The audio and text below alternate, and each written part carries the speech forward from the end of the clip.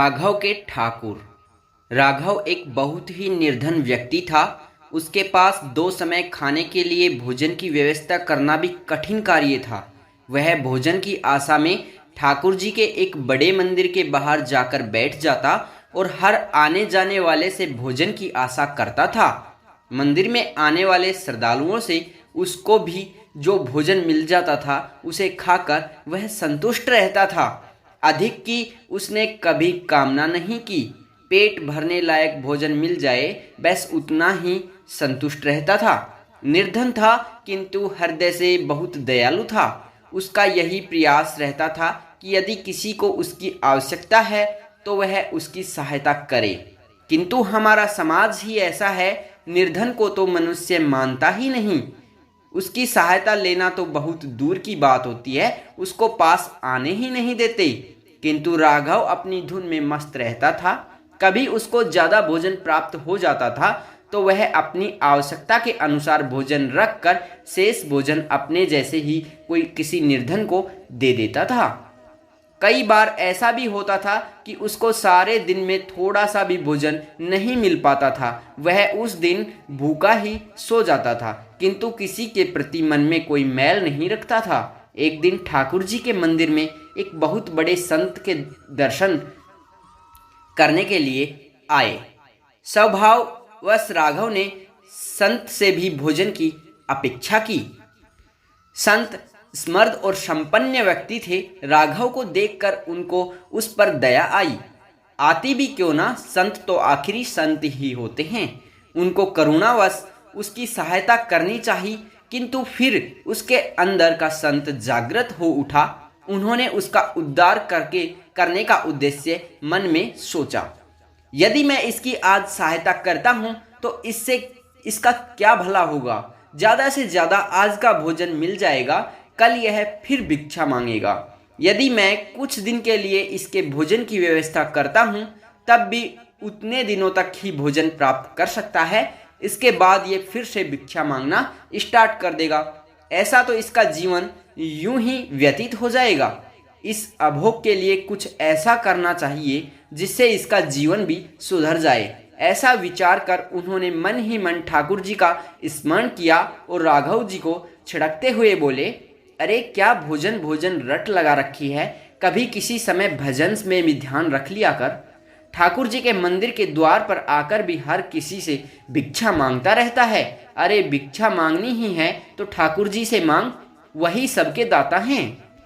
जितना प्रयास तू प्रतिदिन भोजन प्राप्त करने के लिए करता है उतना रति भर भी अगर ठाकुर जी को प्राप्त करने के लिए किसी के सामने हाथ फैलाने की ज़रूरत नहीं पड़ेगी और आप ठाकुर जी को अपना बनाने के लिए उनका भजन करो, उनके दर्शन करो। यहाँ पे भिक्षा मांगने से अच्छी है, वो ही यहाँ के लोग के दाता हैं, वही तुम्हारी दुर्दशा चेंज कर सकते हैं।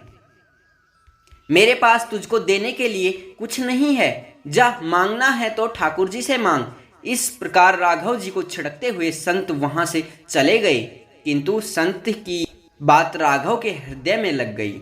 उसके मन में ठाकुर जी को प्राप्त करने की लालसा जाग उठी।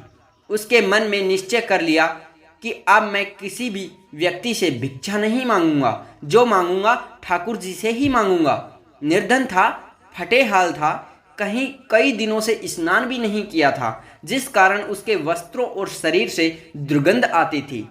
अपनी इस बुरी स्थिति को देखकर राघव जी ठाकुर जी के मंदिर में प्रवेश करने का साहस नहीं कर पा रहा था। उसने बाहर से ही ठाकुर जी को प्रणाम किया और मन ही मन में उसने बोला कि हे ठाकुर जी, आज से आप ही मेरे दाता हैं।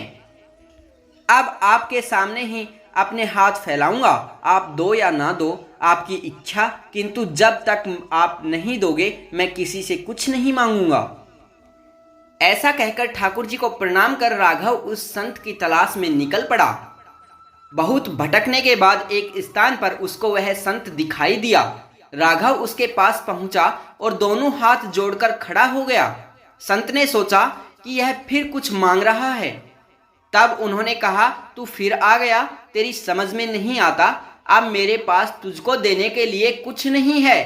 संत ने इतना ही कहा कि राघव उनके चरणों में गिर पड़ा और बोला, महात्मा जी, मैं आपसे कुछ मांगने नहीं आया हूँ। आपने तो मुझको वह दे दिया जो एक राजा भी नहीं दे सकता था। अब तो बस आपका आशीर्वाद पाना चाहता हूँ। संत के पूछने पर राघव ने अपना संकल्प बताया और संत यह सुनकर उसकी आंखों में आंसू बहने लगे। उन्होंने राघव जी को प्रेम पूर्वक उठाया और हृदय से लगाकर उनको आशीर्वाद दिया कि जा, ठाकुर जी तेरी मनोकामना पूर्ण करेंगे। राघव अपने घर लौट आया। उस दिन के बाद वह प्रतिदिन ठाकुर जी के मंदिर तो जाता, किंतु भिक्षा मांगने नहीं, बस मंदिर के बाहर बैठा रहता और ठाकुर जी का ध्यान करता रहता। इस प्रकार कई दिन बीत गए। उसको किसी से भोजन की कोई प्राप्ति करनी नहीं थी, किंतु उसने किसी से भोजन की मांग भी नहीं की। 4-5 दिन तक भूखे रहते व्यतीत हो गए तो राघव ने सोचा कि मैंने ठाकुर जी को कभी कुछ अर्पित नहीं किया, बल्कि उनके नाम से मांगता ही रहा हूँ। शायद इसी कारण मुझ पर दया नहीं कर रहे हैं। किंतु वह निर्धन, जिसके पास भोजन के लिए भी कुछ नहीं था, भला ठाकुर जी को क्या अर्पित करता। तब उसके विचार आया मन में कि क्यों न ठाकुर जी को फूलों की माला अर्पित कर दूं, कुछ तो दे ही दूं। ऐसा विचार करके चला मंदिर की ओर, किंतु वह माला भी कहाँ से लाता। उसके लिए भी धन की आवश्यकता पड़ती है। धन उसके पास तो था नहीं। उसने विचार किया, फूल बेचने वाले के पास जाता हूँ, शायद वह एक माला दे ही दे।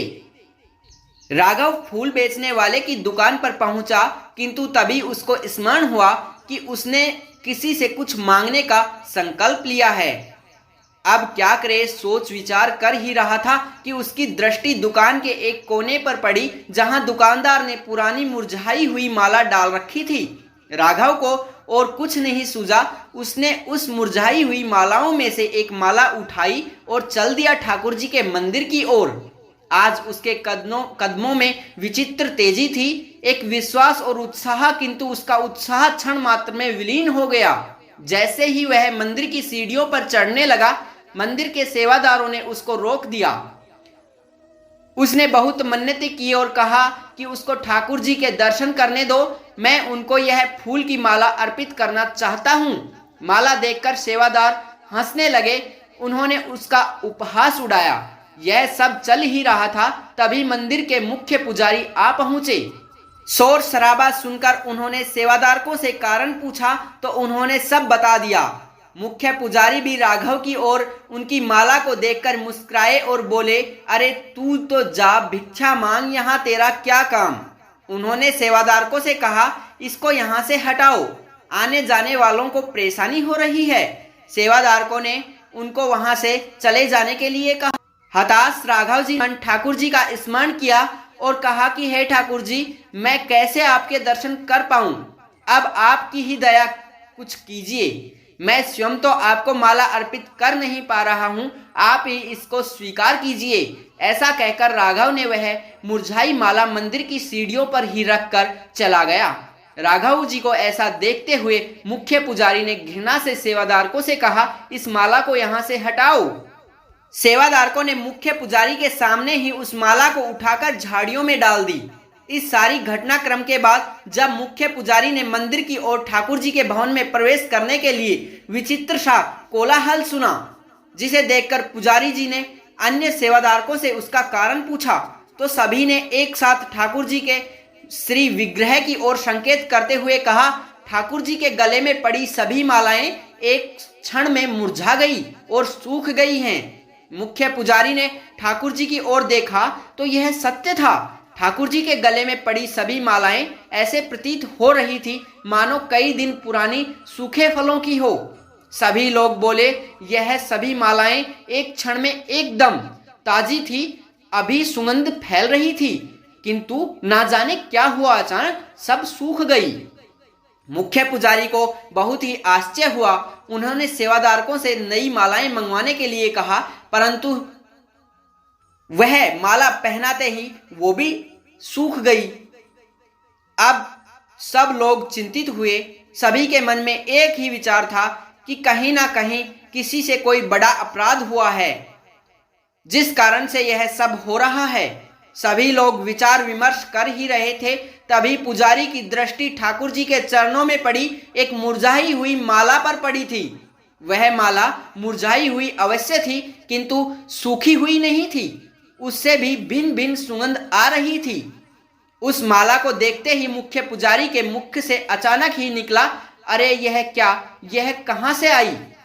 उन्होंने देखा वह वही माला थी जो राघव जी मंदिर की सीढ़ियों पर छोड़कर चले गए थे। मुख्य पुजारी तुरंत ही मंदिर से बाहर की ओर भागे। अन्य लोग भी उनके पीछे पीछे, किंतु किसी को समझ नहीं आया कि पुजारी जी अचानक बाहर क्यों भागे। सीढ़ियों के पास पहुंचे पर पुजारी जी ने सेवादारकों से कहा, जरा उस माला को देखो जो राघव यहाँ डालकर गए थे। सेवादारकों ने झाड़ियों में उस माला को बहुत तलाश किया, परंतु वह नहीं मिली। अब मुख्य पुजारी को समझ आ गया उसने बड़ा अपराध किया है। उन्होंने सारी बातें उन जो अन्य लोग थे उनको बताई। कहां से भी कैसे भी राघव जी को ढूंढ कर लाओ। बहुत ढूंढने के बाद आखिरी एक स्थान पर राघव बैठा मिला। वह ठाकुर जी के ध्यान में मगन भजन गाते हुए मस्त था। जब उसने देखा कि उनके चारों ओर बहुत से लोग एकत्रित हैं, तो उसने पूछा, क्यों भाई, क्या बात हो गई, मुझसे कोई अपराध हुआ है क्या। सेवादारकों ने कहा, शीघ्र चलो, मुख्य पुजारी ने तुमको बुलाया है। राघव जी ने सोचा कि निश्चय कोई अपराध हुआ है मेरे से। वह डरता हुआ ठाकुर जी को याद करता हुआ सेवादारकों के साथ चल दिया। जैसे ही सब लोग मंदिर पहुंचे, मुख्य पुजारी दौड़कर राघव के पास पहुंचे और उनके चरणों में गिर पड़े। राघव अचानक हुई इस घटना से अचकचाकर पीछे हट गया। उसकी समझ में नहीं आ रहा था कि यह क्या हो रहा है। तब पुजारी जी ने राघव को समस्त घटना बताई और उससे अपने अपराध के लिए क्षमा मांगी और कहा, हम सब ने तुमको पहचानने में बहुत बड़ी भूल की है। तुम तो ठाकुर जी के लाडले हो। ठाकुर जी भी रुष्ट हो गए, अब तुम ही उनको मनाओ। यह सब सुनकर राघव जी बहुत संकोच हुआ। उनकी आंखों से आंसू बहने लगे, किंतु वह मंदिर में प्रवेश करने का साहस नहीं कर पा रहा था। इस घटना की चर्चा समस्त नगरी में अग्नि की तरह फैल चुकी थी। उस संत के कानों में भी इसकी भनक पड़ी। वह तुरंत ही मंदिर की ओर चल दिए। वहां पहुंचकर संत ने राघव से कहा, राघव, संकोच क्यों करते हो? ठाकुर जी ने तुमको पुकारा है। यह तुम्हारी भक्ति और निष्ठा का ही फल है। जाओ और ठाकुर जी का अभिनंदन करो। राघव संत के पैरों में गिर पड़ा। उसकी आंखों से आंसू रुकने का नाम नहीं ले रहा था। संत ने राघव को प्रेम पूर्वक उठाया, उसको लेकर भगवान के भवन की ओर बढ़े। पीछे पीछे सभी लोग चले। भवन में पहुंचकर संत ने राघव को फूलों की माला देते हुए कहा, राघव, ठाकुर जी के गले में सूखी मालाएं उचित नहीं। राघव जी ने कांपते हाथों से माला को पकड़ा और ठाकुर जी के चरणों में अर्पित करते हुए रूंधे गले से बोला, हे ठाकुर जी, मुझ पापी पर आपने इतनी बड़ी कृपा करी। आप दया के सागर हैं। सत्य है कि आप ही सबके दाता हैं। आपने मेरी झोली में वह भिक्षा डाल दी जिसकी मेरी औकात नहीं थी, कभी कल्पना नहीं की थी। हे दया निधान, मैं पापी इस योग्य नहीं कि आपके गले में माला अर्पित कर सकूं। मुझको तो आप अपने चरणों में ही रहने दें और इस माला को स्वीकार कीजिए। राघव के माला अर्पित करने के बाद सभी ने ठाकुर जी को माला अर्पित करी, किंतु अब कोई माला नहीं मुरझाई। संपूर्ण भवन फूलों की भीनी भीनी सुगंध से भर उठा। अब राघव पुण्य उस संत के चरणों को पकड़कर बोला, हे महात्मा, मेरे जीवन को नया आधार देने वाले, आपने मुझ पर बहुत बड़ा अनुग्रह किया है। मैं जीवन भर आपका ऋणी रहूंगा। अब यह जीवन आपका है, मुझको भी अपने साथ ले लीजिए। आपकी सेवा करूंगा और ठाकुर जी का भजन, बस यही मेरा जीवन है। संत ने प्रेम से राघव जी को उठाया, उसको अपने गले लगाया। बोले, राघव, तुम ठाकुर जी के सच्चे भक्त हो, मैं तुमको इनकार नहीं कर सकता। राघव संत के साथ रहने लगा।